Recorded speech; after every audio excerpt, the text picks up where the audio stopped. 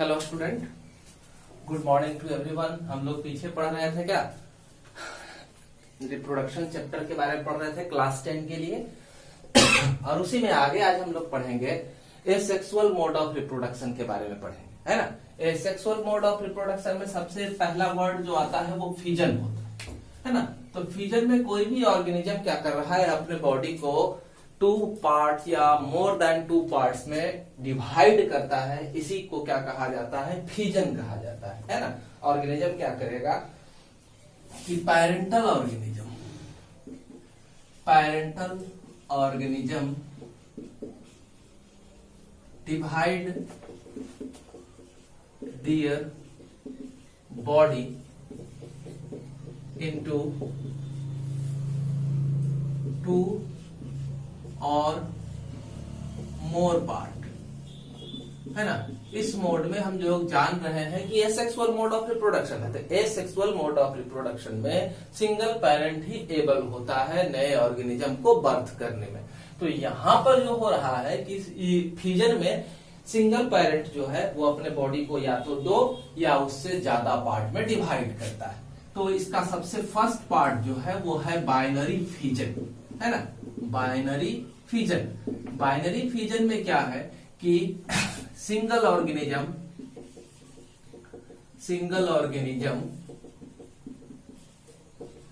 Divide there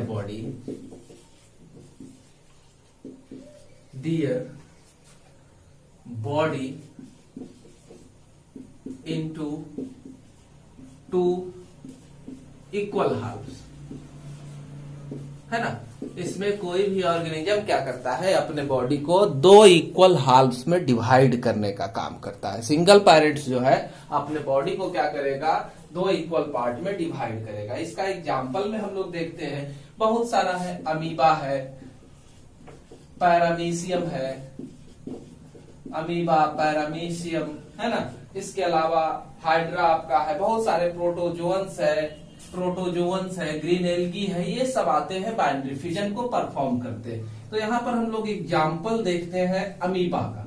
amoeba के बारे में जानते हैं कि यह एक इरेगुलर शेप वाला क्रिएचर्स है। इसका साइटोप्लाज्म 2 पार्ट में डिवाइडेड होता है। बाहर वाले पार्ट को एक्टोप्लाज्म कहा जाता है और इंटरनल पार्ट को इंडोप्लाज्म कहा जाता है। तो इसके बाहर वाले एक्टोप्लाज्म जो है वो स्यूडोपोडिया के फॉर्मेशन में हेल्प करते हैं। ये क्या करते हैं, तो स्यूडोपोडिया फॉल्स फिट का फॉर्मेशन, स्यूडोपोडिया का फॉर्मेशन करते हैं, फॉल्स फिट का फॉर्मेशन करते हैं, है ना। सॉरी स्यूडोपोडिया, है ना। ये क्या करते हैं, फॉल्स फिट का फॉर्मेशन करते हैं एक्टोप्लाज्म, जिससे कि इनका लोकोमोशन होता है और फूड कैप्चरिंग में हेल्प होता है स्यूडोपोडिया के मदद से। अब देखें कि जब इस ऑर्गेनिज्म को प्रॉपर अमाउंट में फूड वगैरह मिलता है तो ये क्या करते हैं, अपने बॉडी को, है ना। इसमें 2 प्रोसेस होगा। फर्स्ट वर्ड है कैरियोकाइनेसिस, ठीक है। फर्स्ट वर्ड क्या है, कैरियोकाइनेसिस, और दूसरा है साइटोकाइनेसिस। कैरियोकाइनेसिस में क्या होना है कि न्यूक्लियस जो है वो 2 इक्वल हाफ्स में डिवाइड हो जाएगा। कैरियोकाइनेसिस में न्यूक्लियस 2 इक्वल हाफ्स में डिवाइड हो जाएगा, जबकि साइटोकाइनेसिस में जब न्यूक्लियस डिवाइड हो गया तो सेल भी 2 इक्वल हाफ्स में डिवाइड हो जाएंगे। इस तरह से देखें, अमीबा है ना। इसके न्यूक्लियस जो है इस तरह से डिवाइड हो रहे हैं धीरे धीरे। इसके साइटोप्लाज्म के साथ साथ इसके सेल जो है वो 2 इक्वल हाफ्स में डिवाइड होंगे और धीरे धीरे करके यह 2 डॉटर अमीबा का फॉर्मेशन कर देगा, है ना। तो ये है आपका बाइनरी फिजन। बाइनरी फिजन में क्या देख रहे हैं आप लोग कि जो पेरेंट बॉडी है ना, पेरेंट बॉडी डिस्ट्रॉय नहीं हो रहा है, अपने आप को ही डिवाइड करके 2 इक्वल हाफ्स में बन रहा है। तो हम लोग कह सकते हैं इस वजह से अमीबा को क्या करते हैं, इमोर्टल करते हैं। जब भी इसके पार्ट्स जो है ओल्डर होते हैं तो तुरंत ही रीजनरेट करके एक नए ऑर्गेनिज्म का फॉर्मेशन कर सकते हैं और इस वजह से ये कैसे होते हैं, इमोर्टल होते हैं, ठीक है। पैरामीशियम में भी इसी तरह से ट्रांसवर्स फिजन होता है ना, बाइनरी फिजन, और वो भी 2 इक्वल हाल्स में बढ़ जाते हैं। तो बाइनरी फिजन में हमें याद रखना है कि कोई भी क्रिएचर्स जो है वो 2 इक्वल हाफ्स में बटेगा और नए क्रिएचर का फॉर्मेशन करेगा। दूसरा जो इसका टॉपिक है फिजन का वो है मल्टीपल फिजन, है ना। दूसरा है क्या, मल्टीपल फिजन। तो नाम से ही स्पष्ट है कि ऑर्गेनिज्म जो है अपने बॉडी को 2 से ज्यादा पार्ट में डिवाइड करेगा और नए क्रिएचर्स का फॉर्मेशन करेगा मल्टीपल फिजन में, है ना। लिख सकते हैं parent body divide into many part and form new creatures, है ना। तो इसका एग्जाम्पल आपका बहुत सारा है। मल्टीपल फिजन में ही अमीबा भी मल्टीपल फिजन को परफॉर्म करता है। अमीबा भी क्या करता है, मल्टीपल फिजन को परफॉर्म करता है। कंडीशन चाहिए कि वहां पर कंडीशन कैसा होना चाहिए, हार्श कंडीशन होना चाहिए, अनफेवरेबल कंडीशन होना चाहिए। अनफेवरेबल कंडीशन में स्कार्सिटी फूड का हो जाएगा, जिस हैबिटेट में रह रहा है वहां का वाटर सूख जाएगा। उस कंडीशन में अमीबा जो है वो घूम करके ये गोल हो जाता है। अमीबा क्या हो जाएगा, बिल्कुल गोल हो जाएगा और उसके चारों तरफ एक हार्ड प्रोटेक्टिव कवर का फॉर्मेशन हो जाएगा, है ना। उसके चारों तरफ एक हार्ड प्रोटेक्टिव कवर का फॉर्मेशन हो जाएगा।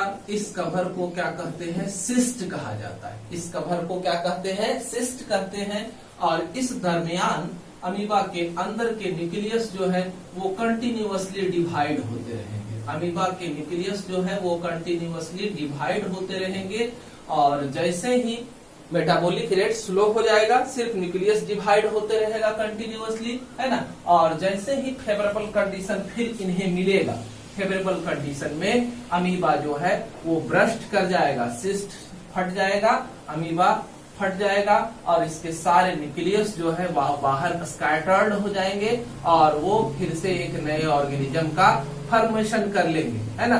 तो ये क्या है, मल्टीपल फिजन का एग्जाम्पल है अमीबा में। उस कंडीशन में जब फूड का स्कार्सिटी हो जाए, दूसरे आइटम्स की स्कार्सिटी हो जाती है, उस कंडीशन में ये ऐसा करते हैं, ठीक है।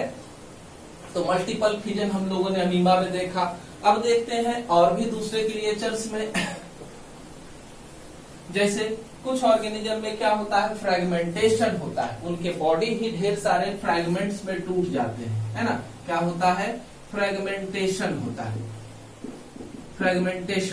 फ्रेगमेंटेशन में बॉडी ढेर सारे डिफरेंट फ्रेगमेंट में क्या हो जाते हैं, ब्रेक हो जाते हैं। जैसे कि आप देखिए एक ऑर्गेनिज्म स्पायरोगायरा को देखे इस तरह से,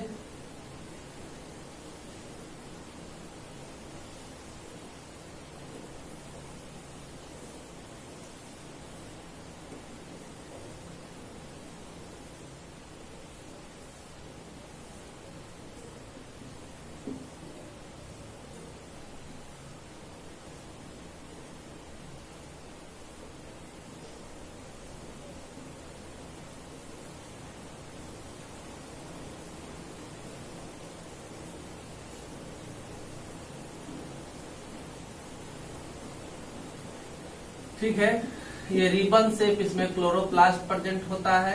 अब जो है होना क्या है, तो जब स्पायरोगायरा मैच्योर्ड हो जाएगा, है ना, उस कंडीशन में इसके बॉडी जो है ढेर सारे फ्रेगमेंट में टूट जाते हैं और हर एक फ्रेगमेंट फिर ग्रो करके प्रॉपर बॉडी का फॉर्मेशन कर लेता है ना। तो इस तरह से देखिए ये ढेर सारे फ्रेगमेंट्स में क्या हो जा रहे हैं, टूट जा रहे हैं और एवरी फ्रेगमेंट्स जो है वो नए स्पायरोगायरा का फॉर्मेशन कर ले रहा है ना। इस तरह से आप लोगों ने देखा कि किस तरह से रीजनरेशन होता है। कुछ ऑर्गेनिज्म में रीजनरेशन जो है स्मॉल लेवल पर पाया जाता है, कुछ ऑर्गेन लेवल पर पाया जाता है। जैसे कि आप देखिए प्लानेरिया, है ना, ये प्लानेरिया जीव है। प्लानेरिया में भी क्या होता है, रीजनरेशन पाया जाता है। तो प्लानेरिया तो ऐसा जीव है जिसमें कि रीजनरेशन इसके होल बॉडी में पाया जाता है। हर एक सेल के पास टोटीपोटेंसी होती है। टोटीपोटेंसी का अर्थ होता है कि हर एक सेल रिजनरेट करके पूरे बॉडी को फॉर्म कर ले, तो वह उसका टोटीपोटेंसी कहलाता है। तो ये देखिए ये प्लानेरिया में क्या खासियत है, प्लानेरिया की खासियत है कि अगर इसका थोड़ा सा भी बॉडी का फ्रेगमेंट टूटा, है ना, ऊपर का, या फिर आई ही, या फिर कहीं से भी कोई भी हिस्सा ब्रेक कर गया तो उस छोटे से हिस्से से होल प्लानेरिया का फॉर्मेशन हो जाता है ना।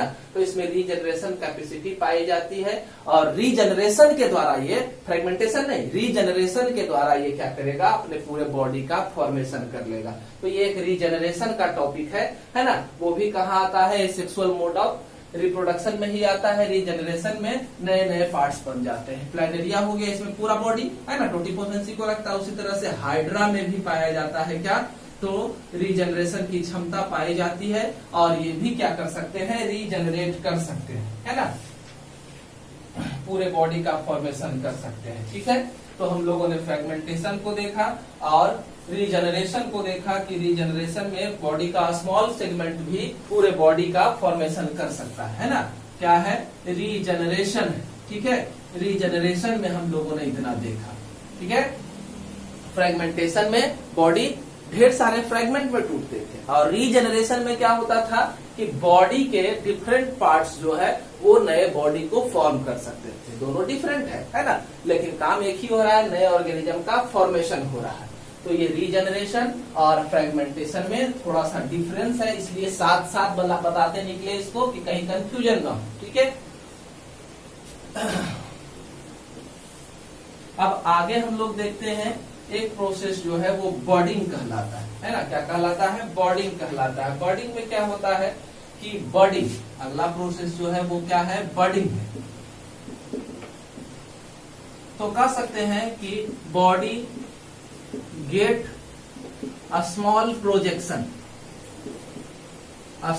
प्रोजेक्शन दैट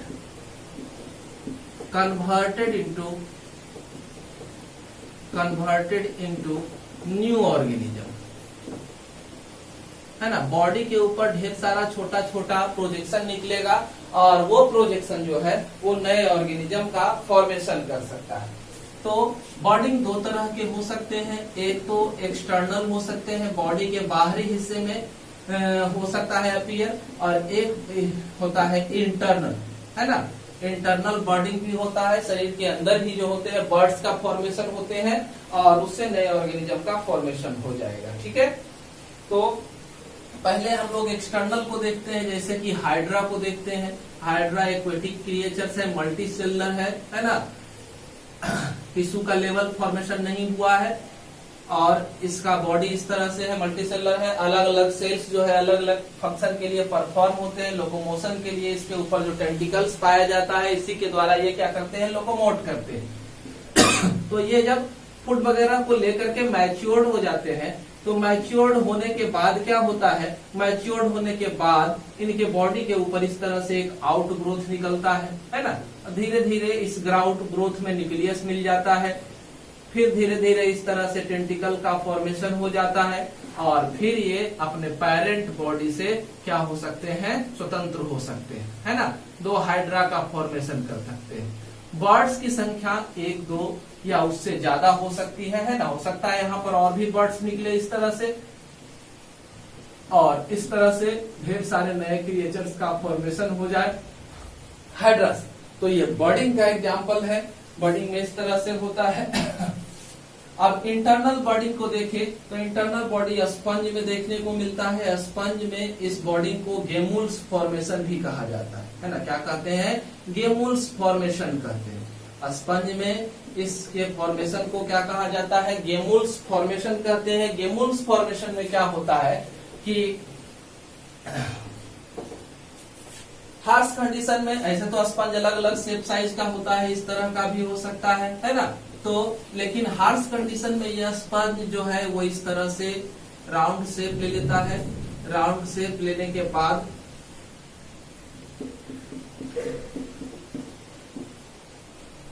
है ना, इस तरह से इसके न्यूक्लियस लगातार डिवाइड होते हैं, और ढेर सारे गेमुल्स इस तरह से बनते चले गए, है ना। बर्ड्स का फॉर्मेशन हो गया, और फिर ये बर्ड्स जो है वो बाहर निकल जाएंगे और ढेर सारे स्पंज का फॉर्मेशन कर देंगे। तो ये बर्डिंग का प्रोसेस है ना। इसी तरह से हाइड्रा, इसको देखिए आप, फंगस को देखें। फंगस में क्या होता है, फंगी में कोनिडिया फॉर्मेशन होता है है ना। फंगी में क्या होता है, कोनिडिया फॉर्मेशन होता है। कोनिडिया फॉर्मेशन में क्या है, तो हम देखते हैं कि फंगी वगैरह, जैसे एक ब्रेड का टुकड़ा है 2-3 दिन का रखा हुआ, इसके ऊपर इस तरह से ढेर सारे थ्रेड लाइक स्ट्रक्चर फॉर्म हो जाते हैं, है ना। तो इस थ्रेड लाइक स्ट्रक्चर को ही क्या कहते हैं, सिंगल को कहते हैं हाइफी, और सभी थ्रेड को कंबाइंड रूप से क्या कहा जाता है, माइसेलियम। जब ये मैच्योर्ड होते हैं तो इसके ऊपर इस तरह से छोटे छोटे स्पोर लाइक सबस्टांस का फॉर्मेशन होता है, और इस स्पोर को कोनिडिया कहा जाता है। कभी कभी ये कोनिडिया कवर में बंद होते हैं, तो इस स्ट्रक्चर को कोनिडियोफोर कहा जाता है ना। और ये फिर नीचे स्कैटर्ड होकर के नए हाइफी का फॉर्मेशन करते हैं, तो ये कोनिडिया फॉर्मेशन हुआ। ये सब मल्टीपल फ्यूजन का एग्जाम्पल है, किस तरह से नए नए क्रिएचर्स का फॉर्मेशन होगा। तो हमारे सिलेबस में आने वाले जो एसेक्सुअल मोड ऑफ रिप्रोडक्शन है उसको हम लोगों ने देखा। अब अगला टॉपिक जो होगा वो क्या होगा, एसेक्सुअल मोड इन प्लांट, और इसी को वेजिटेटिव प्रोपागेशन कहते हैं, है ना। वेजिटेटिव प्रोपागेशन कहते हैं asexual mode of reproduction in plant को, और हम लोग इसको देखेंगे अगले वीडियो में। चैनल को अगर सब्सक्राइब नहीं किया तो सब्सक्राइब करें, वीडियो पसंद आए लाइक करें, दूसरे तक पहुंचाने के लिए इसे शेयर करें, है ना, जिससे कि मैं आपको लगातार प्रोत्साहित होकर के नए नए वीडियो देता रहूं। धन्यवाद।